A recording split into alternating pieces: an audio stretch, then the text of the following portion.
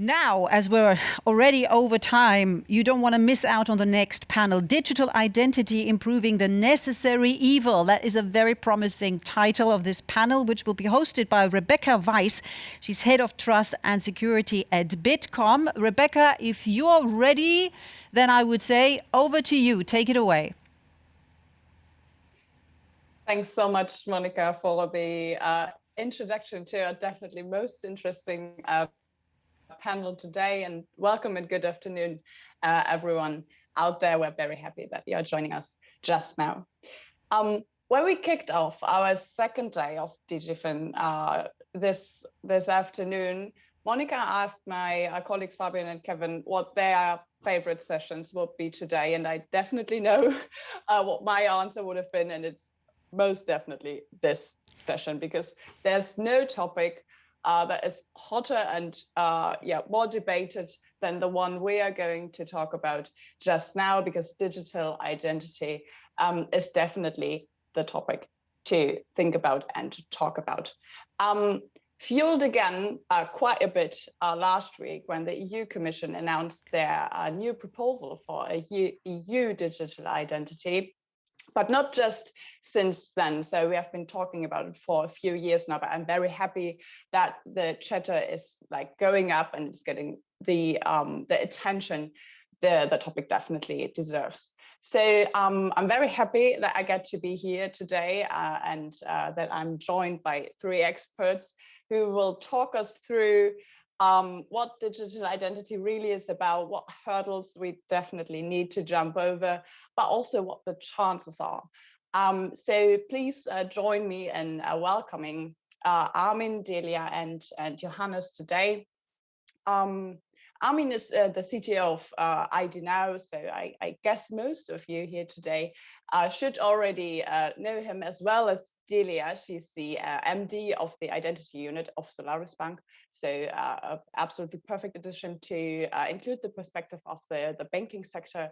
And Johannes is CEO of unruly Germany, so we have the perfect combination of three perspectives today for our panel discussion, and I'm very happy to have you here, to have you on board, and to shed a bit more light on a topic that has been debated, that is very, very complex, but there are so many chances in it that I think we will run out of time very quickly. So let's kick it off. To get you all started, because as I said, it's quite a complicated topic.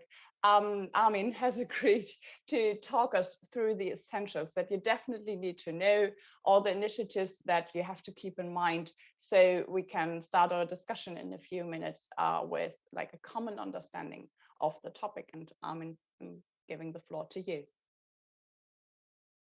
So first of all, thank you for the invitation and happy to be here. First of all, I would like to talk a little bit about the state of digital identity today. What we have seen is that the COVID pandemic has really changed the story here. Digital identity verification is now really a must-have. It's not an optional thing anymore. And we see that the regulators are also taking note, and that the regulatory landscape is really evolving very fast at the moment.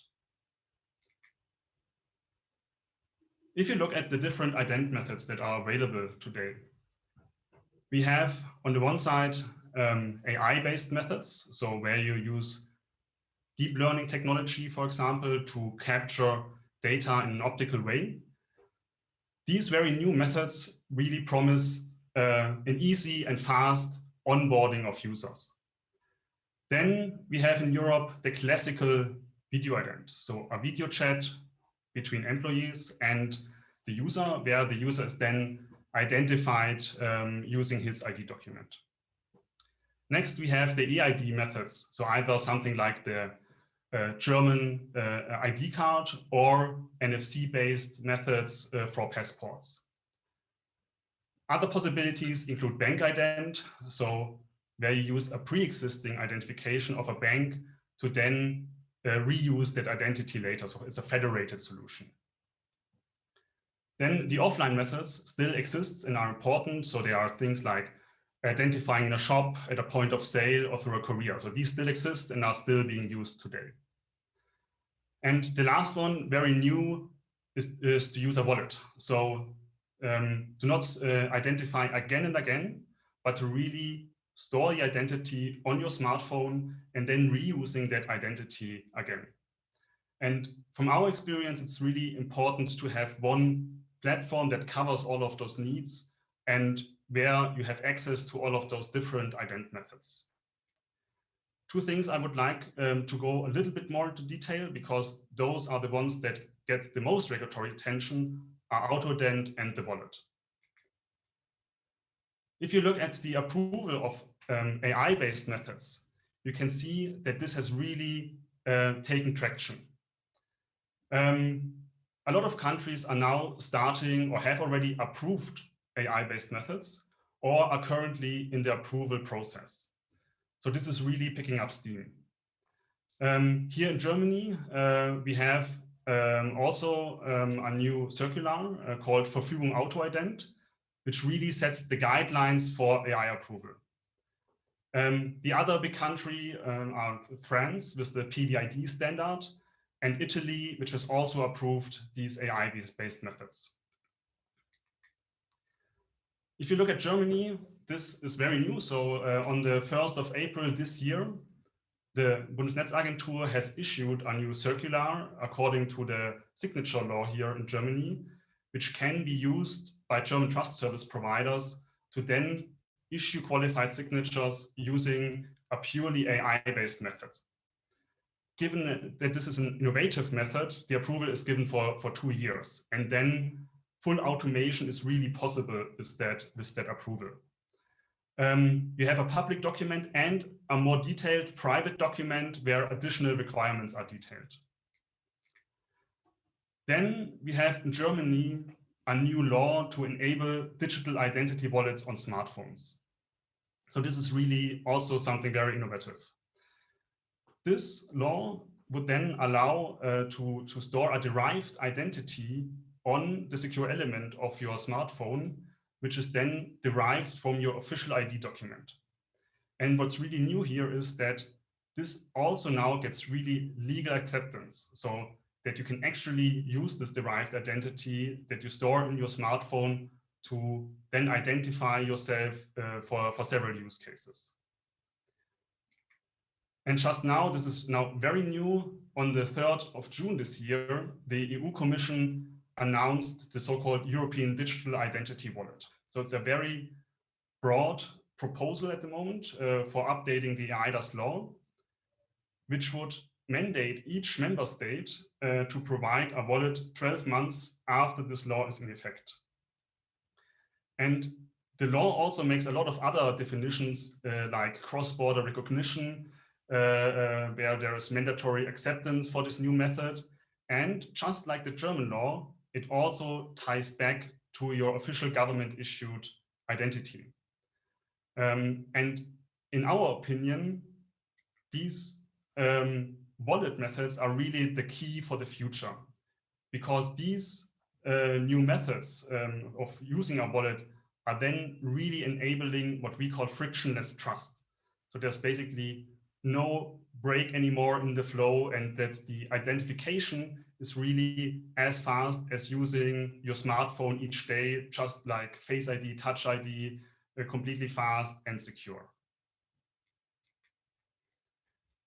On the eIDAS Summit, we also have two sessions that I would like to point to, where we go a little bit more into details. So if you're interested in that, we are happy to invite you there as well. Thank you. Thanks, Armin. I'm also already looking forward to next week, actually, obviously.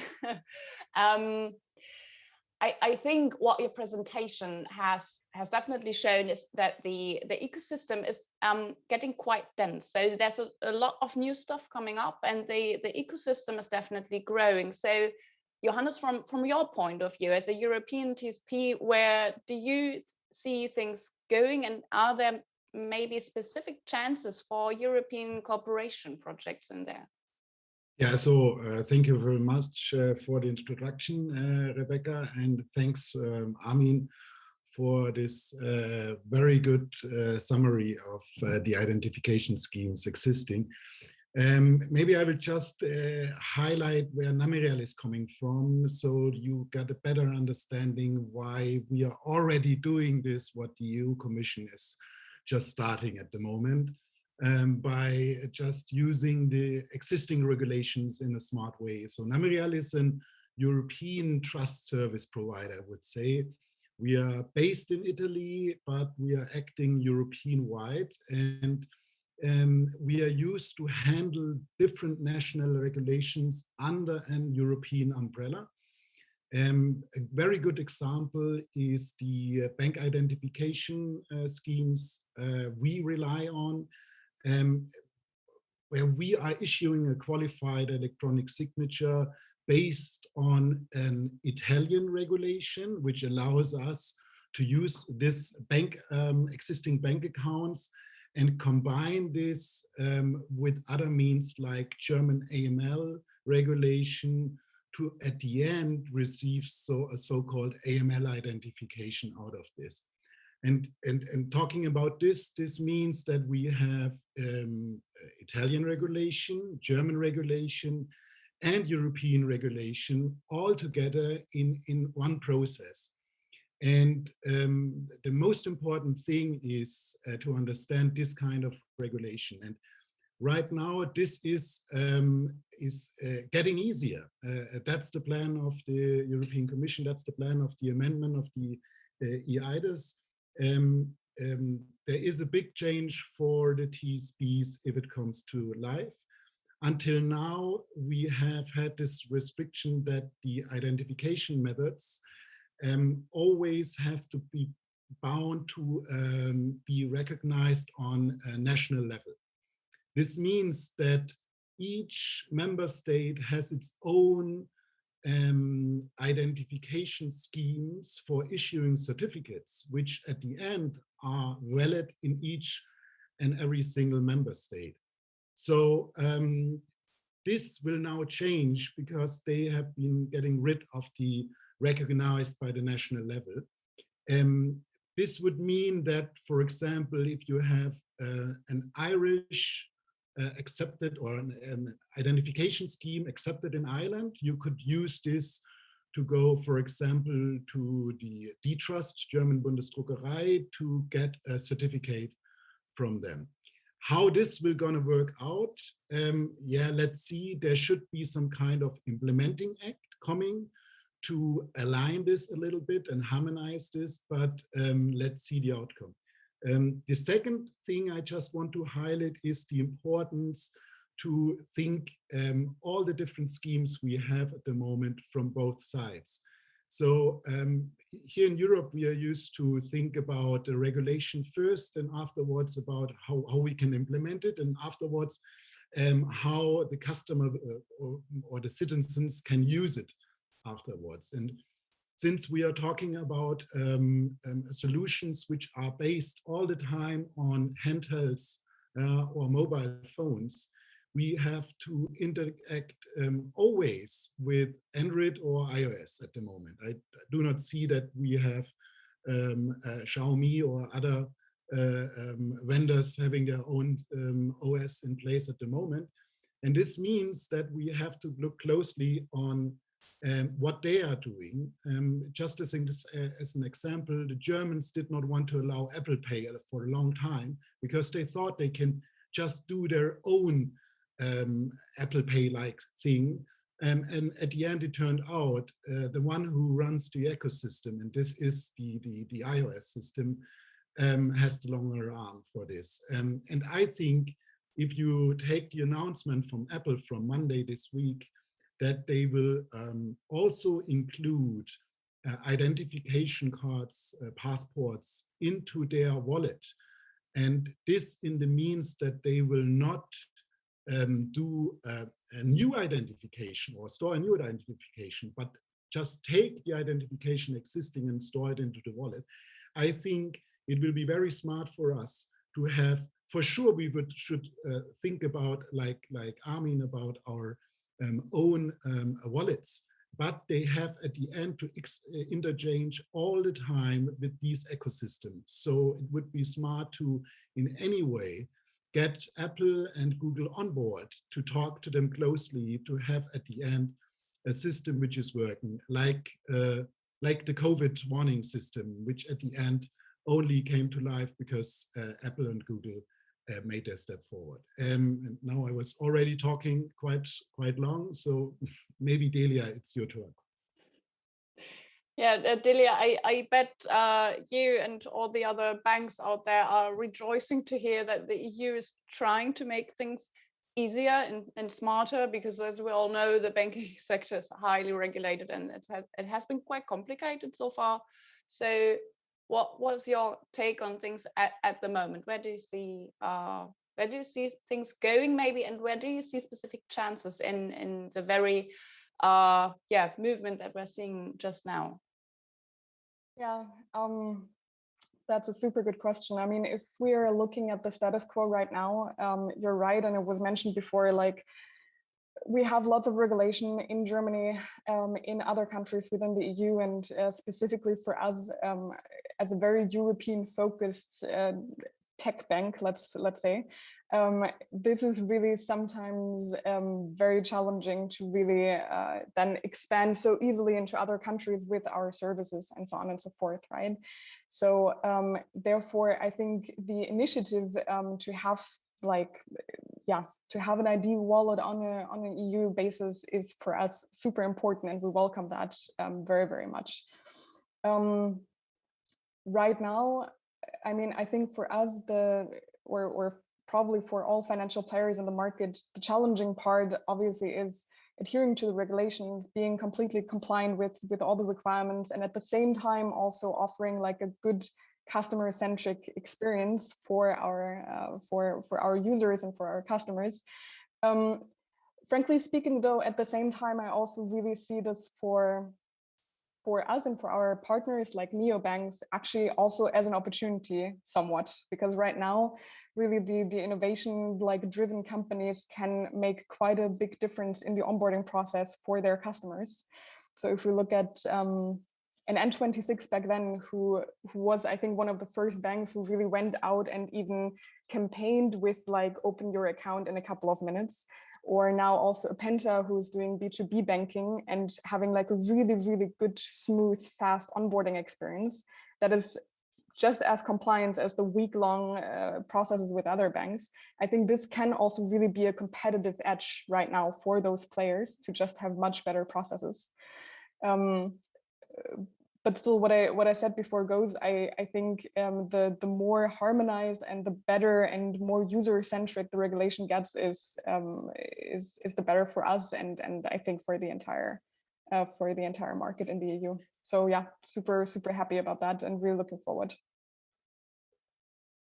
I think we all are. We all wanted to work in the end, and we also want to make things work till then, of course, because we definitely have to make ends meet between all the compliance and regulatory requirements. We want to build perfect products for users, but at the same time, digital identity, while being absolutely necessary these days, it is considered kind of the necessary evil. That's why we have chosen the topic this title for our discussion today.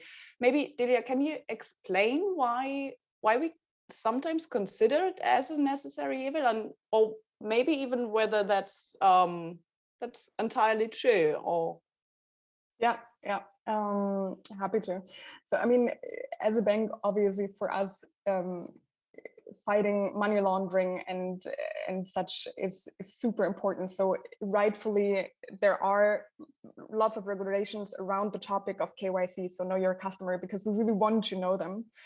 I think a part of this like necessary evil comes from the not so well executed regulation around that topic in the end, because and Johannes just mentioned that before.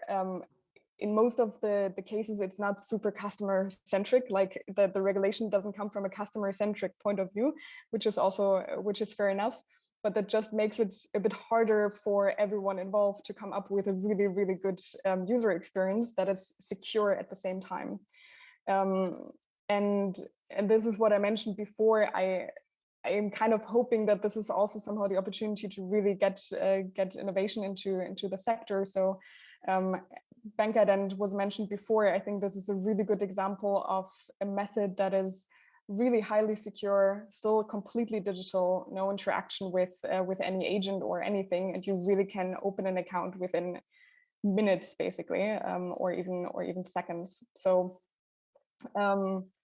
yeah, overall, I hope that definitely the necessary evil will not be so evil anymore in the future. But for now, I think it's also somewhat of a chance. Maybe I can just ask you, Delia, because it's quite important for me from the other side to understand. So since you were mentioning bank identification, where you use another account for receiving at the end all the identification data you need, if you compare it against other methods like video ident, if you're looking into the past, but if you're looking into the future, maybe like auto ident, what do you think is the identification scheme still a moving target for you? So do you think this is something which will develop over the time? So what you're using at the moment would not be exactly the things you would be using maybe in 12 months? Yeah. Yeah, I agree. I think it's a moving target, and also in my personal opinion, I don't think there is like the one and only identification method, because I think the customer should have the choice how he or she wants to identify. And if this is with like an existing bank account, that's super. I personally think it's the superior method, let's say. If they want to do a video identification or something else, that's also like, that's then up to the user, basically, from my point of view. So yeah, I think it's a moving target. I think the better methods will probably at some point also raise to the top, which would be good and will be more established. And then an identity wallet, as we talked about before, I think is one crucial element for the future if we get there. I mean, is there also your take of things, because you are actually trying to tame the unruly beast, and you're really driving an innovation in the sector through new methods. So, yeah, how do you see things going? Yeah. So first of all, I completely agree with what Johannes said and Delia said, that the user has to choose the method. There's not a single bullet that will solve all issues. In the end, just like in the payment sector, the best way is to provide different methods, and then the user, depending on the circumstances, can choose the method that best fits his needs. In our experience, of course, so yes, it is a necessary evil in a sense that users do not really care about this. For users, this process is mostly a roadblock between what they really want to use. They want to use a bank account, they want to get a credit approved, but they don't want to identify themselves. And most users simply don't care about their identity, to be honest. On the other side, it's definitely a necessary evil, because we have seen that if such rules do not exist, then you really come into troubles with fraud, with compliance issues, and then this is also bad for the ecosystem. And so it's really about this necessary evil, and getting the compliance right while still providing the best user experience. And of course, what we always strive for is to provide new methods that are faster, that have a better user experience, but at the same time are also more secure. And then what's missing sometimes, of course, is then the regulatory approval. I mean, technology quite often moves faster than regulation, and we have to wait until regulation then really sees the benefits and approves new methods. But what I think is, in our opinion, quite beneficial is that regulation really has now seen the need, because the pandemic has definitely pushed the need towards digitalization, and we see much more approval for new methods and yeah, not just offline methods anymore. And as you can see with this new approvals for digital wallets, in our opinion, definitely going in the right direction, so that at some points we might be able to solve the necessary evil, and then can choose a different title for this talk. But I think what you were mentioning is right, and Dalia as well.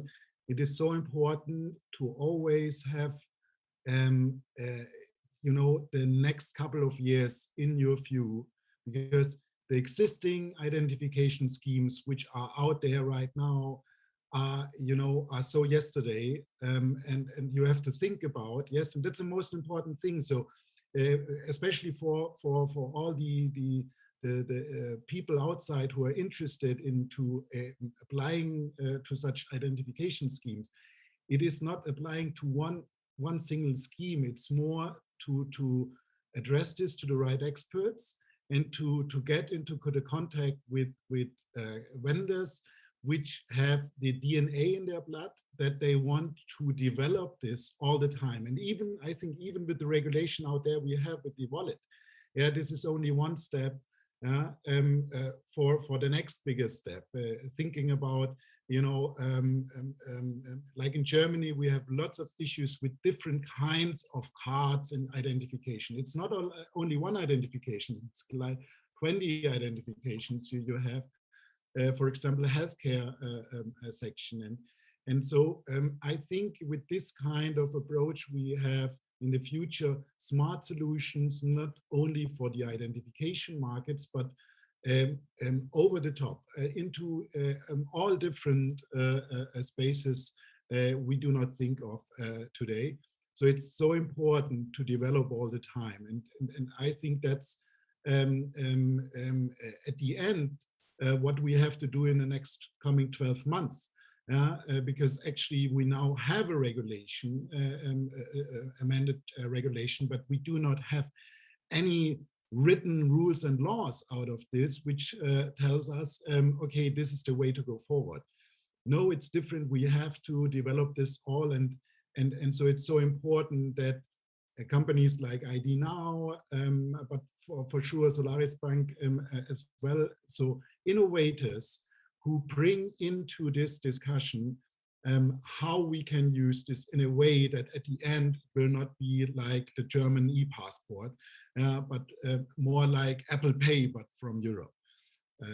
Yes, absolutely.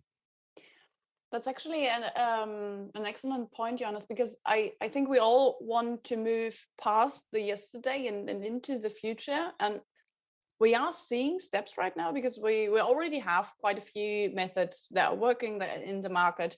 And there have been great use cases out of this. But with the new developments, especially the trend towards wallet, because Armin, as you showed us in the beginning, there's a German initiative. Now we have the huge EU proposal. Do you guys think that everything that we have right now will be coexisting with everything that is proposed now and that is coming up? Or will there be a few methods that are working quite well just now and will be for quite a time, but then move out of the market? So will there be coexistence and many methods out there, or will there be a shift in the market to come?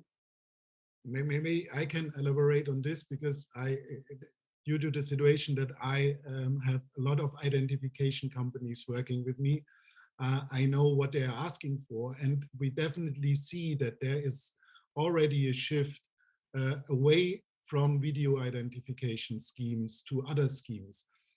For sure, this will be over the time, you will have a coexistence of different kinds of schemes, but for sure, like post-ident is still existing, even that it's the worst identification method out there. You will still have the different schemes out there, and they will still exist.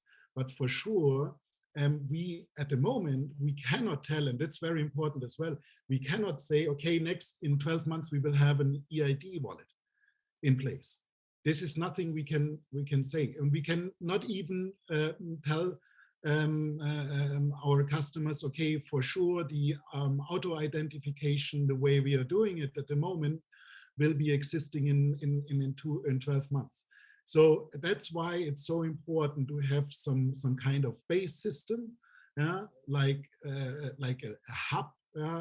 Delia was just telling about this, that you're not relying on one single identification scheme, but that you have different kinds, and that you are open, that you do not decide now that you will go for a wallet for sure, and everything else is out, but you have to concentrate for sure. You should be investigating into the wallet, and for sure to try to be a member of it at the end, because for sure it will come out. But if you only set your money on this single thing, I think that's too risky at the moment. I would agree, and also maybe looking a bit back on what identification methods existed in the past and what do now. I think this is a very, very slow process, which will probably take, you know, a decade or so to really have identification methods phase out. Like if we look at post-ident, I'm always astonished that this really still exists, and lots of people actually appreciate that method, even though it has nothing to do with our digital age, from my point of view. But so I think, you know, it will take a longer time to have identification methods phase out, phase in, and really, like, for example, also the wallet to establish at some point in time as like the main identification method. Yeah, I can also fully agree here. We also are seeing the shift right now from the offline methods and video ident method towards these newer methods. But we definitely also see that a lot of users still appreciate either going somewhere physically or talking to a real person. I think we just have to accept that there is not the single user out there, but there are a lot of different users with different needs, and this is why we have to come back to this topic of choice. There will not be the single silver bullet that will solve everything. And also, as soon as the wallet will be live and will be used, I still expect that people will do offline identification methods, that people still will do video ident. We think that the complexity will increase over the coming years because new ident methods will be approved, but the older methods will not go away. So instead, you simply have new methods in addition, and this is why our approach is also to offer a platform that can solve all those complexity issues, and that we definitely see this in our numbers that the old methods are still going strong. All right, so I guess what we can take from that is, so we should not be putting all our eggs into one basket. Progress obviously takes time. There's no single kind of user out there, so quite a few challenges coming up. If I put those three things together, then I see a lot of challenges for us in the future. So which is why I'm particularly excited that we will have the opportunity to talk more in depth on all of these topics in a few minutes. We do have the opportunity because for all of you in our audience just now, our speakers will be available to you in our Meet the Speaker session that will start in 2 minutes. And we'll be discussing digital identity and basically every context there is next Tuesday at our EIDA Summit. So there will be quite a lot of sessions on this. So if you're interested, we're very happy to see you next Tuesday as well. Maybe to wrap things up, because I knew this would be happening. We're running out of time. I have so many more questions. If you all had one wish for the future, especially addressing the regulatory and political environment, what would it be? What is definitely the thing that is most needed, seeing all of the challenges that we have been discussing just now. Yeah, what do you wish for, Johannes? Oh, that's a good question. So for me, I wish for that actually we will have a look as Europeans, we will have a look on both sides. So just to try to understand that's not only about regulation, but also about how to use it and how to bring it into life.